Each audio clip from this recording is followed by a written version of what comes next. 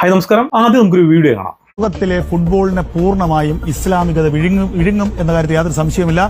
ഒരു കാലത്ത് റഷ്യയും ഇംഗ്ലണ്ടും സ്പെയിനും ഒക്കെ ആയിരുന്നു ഈറ്റില്ലമെങ്കിൽ ഇപ്പോൾ സൗദി അറേബ്യയും ഖത്തറും ഒക്കെയാണ് ഏറ്റവും കൂടുതൽ ഈ ലോകത്തെ ഫുട്ബോളുകൾക്ക് ഫണ്ട് ഇറക്കുന്നത് അറബ് രാജ്യങ്ങളാണ്. എണ്ണപ്പണം കൊണ്ട് ലോകത്തിലെ ഫുട്ബോളിനെ പൂർണ്ണമായി അവർ കൈയടക്കിയിരിക്കുന്നു.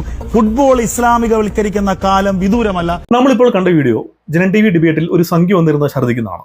അയാൾ പറയുന്നത് ലോക ഫുട്ബോളെ ആകെ ഇസ്ലാമികത വിഴുങ്ങാൻ പോകുന്നതാണ്.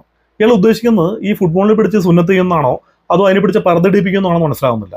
എങ്ങനെയാണ് ഫുട്ബോളിനെ ഇസ്ലാമികത വിഴുങ്ങുന്നത് മനസ്സിലാവുന്നില്ല. ഈ വേൾഡ് കപ്പിൽ 48 രാഷ്ട്രങ്ങൾ പങ്കെടുക്കുന്ന ഈ വേൾഡ് കപ്പിൽ 1.5 ലക്ഷം മുതൽ 5 ലക്ഷം വരെ ജനസംഖ്യയുള്ള രാജ്യങ്ങൾ വരെ പങ്കെടുക്കുമ്പോൾ അവർ മിന്നുന്ന പ്രകടനങ്ങൾ കളിക്കളത്തിൽ ആവർത്തിക്കുമ്പോൾ നമ്മളല്ലാതെ കണ്ട് കൈയടിക്കുമ്പോൾ നമുക്ക് ലോകത്തിലെ 5ാമത്തെ സാമ്പത്തിക ശക്തിയായ ഇന്ത്യക്ക് ഇപ്പോഴും ഫുട്ബോൾ ലോകത്തിലോട്ട് നമുക്ക് യോഗ്യത നേടിയിട്ടില്ല എന്ന് പറയുമ്പോൾ സത്യത്തിൽ അതിന്റെ കാരണം എന്താണ്? ഈ പറയുന്ന ഇസ്ലാമികത ഈ ഫുട്ബോൾ വിഴുങ്ങുന്നതുകൊണ്ടാണോ? അല്ല, നമുക്ക് നമ്മുടെ ഉള്ളിൽ തന്നെയാണ് പ്രശ്നങ്ങൾ. ഈ ഒരു കോൺട്രവേഴ്സി ഉണ്ടാക്കാനുള്ള ഈ ശ്രമത്തിന്റെ പകുതി ഒരു എഫർട്ട് ഇവർ എടുത്തിരുന്നെങ്കിൽ ഇവർക്ക് ഇതിന്റെ കാര്യകാരണങ്ങൾ കൃത്യമായിട്ട് ആളുകളിലോട്ട് എത്തിക്കാൻ കഴിയുമായിരുന്നു.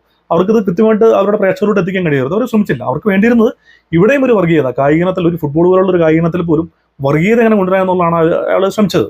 മനഃപൂർവ്വമുള്ള ശ്രമം തന്നെയാണ്. ദേശീയ കൊണ്ട് പ്രവർത്തിക്കുന്ന ഒരു രാഷ്ട്രീയ പാർട്ടിയാണ് BJP. അവരുടെ ചാനലാണ് ജനൻ TV, അവരുടെ മുഖപത്രമാണ് ജന്മഭൂമി. കഴിഞ്ഞ കുറേ വർഷങ്ങളായിട്ട് ഇവരെല്ലാം ചെയ്തത് തന്നെയാണ്. അപ്പോൾ അതിന്റെ ഫലങ്ങൾ അവർ കാത്തിരുന്നിട്ട് അത് പതുക്കെയാണെങ്കിൽ ലഭിക്കുന്നുണ്ടോ നമുക്കറിയാം. ഇപ്പോൾ കഴിഞ്ഞ തെരഞ്ഞെടുപ്പിൽ അവർക്ക് 3 സീറ്റ് കിട്ടിയതും ലോക്സഭയിൽ 1 സീറ്റ് കിട്ടിയതൊക്കെ ഇതിന്റെയൊക്കെ കാലങ്ങളായിട്ടുള്ള അവരുടെ ഹോംവർക്കിന്റെ റിസൾട്ടായിട്ടാണ് ഇതൊക്കെ ഈ പറയുന്ന അധികാരത്തിലേക്ക് അവർ എത്തുന്നത്. കേരളത്തിലും അവർക്ക് പേരുന്നാൻ കഴിയുന്നത് ഇത്തരത്തിലുള്ള ചിന്തകളെ ആൾക്ക് ഇട്ടുകൊടുക്കുക, ഒരു ചെറിയ തിരി കൊടുക്കുക, എൻ്റെയിൽ നിന്ന് വരുന്ന വെടിമുഖമെല്ലാം കണ്ട് ആസ്വദിക്കുക, അത് അനുഭവിക്കുക, ഇതൊക്കെയാണ് അവർ ചെയ്യുന്നത്.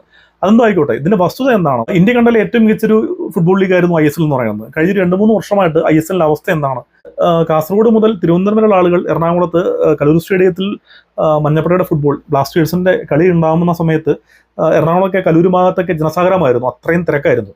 അതല്ലാതെ തന്നെ മഞ്ഞപ്പട എന്ന പേരിൽ ഇന്ത്യയിൽ എവിടെ ബ്ലാസ്റ്റേഴ്സിന് കളി നടക്കുകയാണെങ്കിലും അവിടെ എല്ലാം പോയി ഗ്യാലറി നിറച്ചിരുന്ന ഒരു അത്രയും അധികം ആരാധകർ ഉണ്ടായിരുന്ന ഒരു ടീമാണ് മഞ്ഞപ്പട എന്നൊക്കെ പറയുന്നത്. അതുപോലെ തന്നെ ഓരോ സംസ്ഥാനങ്ങളിലെയും അവരുടെ ടീമുകൾക്കെല്ലാം അനുസരിച്ചുള്ള ആരാധകരുണ്ട്, അവരെല്ലാം ഇങ്ങോട്ടും വരാറുണ്ട്, അങ്ങനെ എല്ലാം ഉണ്ട്. പക്ഷേ ഇപ്പോൾ കഴിഞ്ഞ 2-3 വർഷമായിട്ട് അതില്ല. അതിന്റെ കാരണം എന്ന് പറയുന്നത് ഇന്ത്യൻ ഫുട്ബോൾ അസോസിയേഷനും ഈ ISL നടത്തിപ്പേരും തമ്മിലുള്ള എന്തൊരു ഉടമ്പടി പ്രശ്നമോ എന്തോ ഒരു സംപ്രേഷണാവകാശത്തെക്കുറിച്ചുള്ള തർക്കമൊക്കെയാണ് അതിൻ്റെ ഇത്.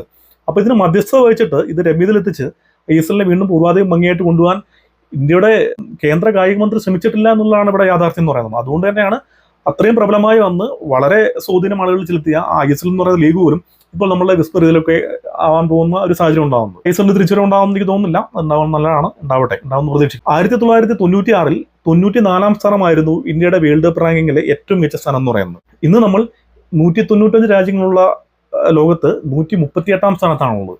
2016 ശേഷം ഏറ്റവും മോശം അവസ്ഥയിലാണ് നമ്മൾ കൂത്തിരിക്കുന്നത് ഈ 138ാം സ്ഥാനം എന്ന് പറയുന്നത്. ഇതിന്റെ പ്രധാന കാരണം മറ്റൊന്നുമല്ല, നമ്മൾ ക്രിക്കറ്റിന് കൊടുക്കുന്ന പ്രാധാന്യമാണ്. ഓരോ ഇന്ത്യക്കാർക്കും ക്രിക്കറ്റിന് കഴിഞ്ഞ മറ്റേത് ഗെയിമേ ഉള്ളൂ.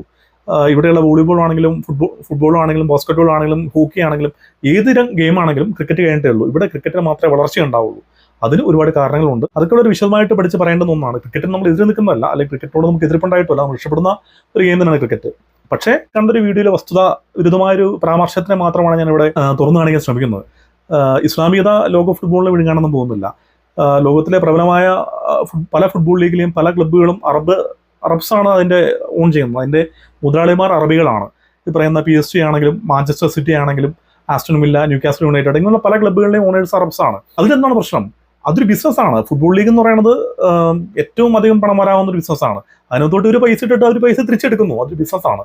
അതുകൊണ്ട് മാത്രം ഇപ്പോൾ ഈ ക്ലബ്ബ് തലത്തിൽ നടക്കുന്ന ഇത്തരത്തിലുള്ള മത്സരങ്ങൾ കൊണ്ട് എങ്ങനെയാണ് ഈ ലോക ഫുട്ബോളിനെ ആകെ ഇസ്ലാമികത വിഴുങ്ങുന്നു എന്നൊക്കെ പറയാൻ കഴിയുക? അതൊരു തെറ്റിദ്ധാരണ പടർത്തൽ മാത്രമാണ്. ഈ 48 രാഷ്ട്രങ്ങൾ കളിക്കുന്ന ഇപ്പോഴത്തെ ഈ വേൾഡ് കപ്പിൽ ആകെ 8 രാജ്യങ്ങളാണ് അറബ് രാജ്യങ്ങൾ എന്ന് പറയാവുന്ന രാജ്യങ്ങളുള്ളൂ. ബാക്കിയെല്ലാം അതല്ലാതുള്ള രാജ്യങ്ങളാണ്. ഇനി ഒരു വീഡിയോയുടെ കാണാം. മോഹൻ ബഗാൻ, ഈസ്റ്റ് ബംഗാൾ സർക്കാർ और सभी हमारी 14 क्लब मोहन बगान, ഈസ്റ്റ് ബംഗാൾ, മോഹമെഡാൻ, ഇന്റർകാശി, മുംബൈ, ചെന്നൈ, ദില്ലി. നമ്മളിപ്പോൾ കണ്ടത് കേന്ദ്ര കായിക മന്ത്രിയാണ്. അദ്ദേഹത്തിന് മോഹൻ ബഗാൻ, ഈസ്റ്റ് ബംഗാൾ എന്ന് പ്രൊണൗൺസ് ചെയ്യാൻ കഴിയുന്നില്ല, ഉച്ചരിക്കാൻ കഴിയുന്നില്ല. ഇന്ത്യ കണ്ട ഏറ്റവും പ്രബലമായ 2 ക്ലബ്ബുകളാണ് മോഹൻ ബഗാനും ഈസ്റ്റ് ബംഗാൾ എന്ന് പറയുന്നത്. ആ ക്ലബ്ബുകൾ ചുക്കേത ചുണ്ണാമ്പയെന്ന് അറിയാത്ത തരത്തിലാണ് അത് നോക്കി വായിക്കുകയാണ് നമ്മുടെ കേന്ദ്രമന്ത്രി.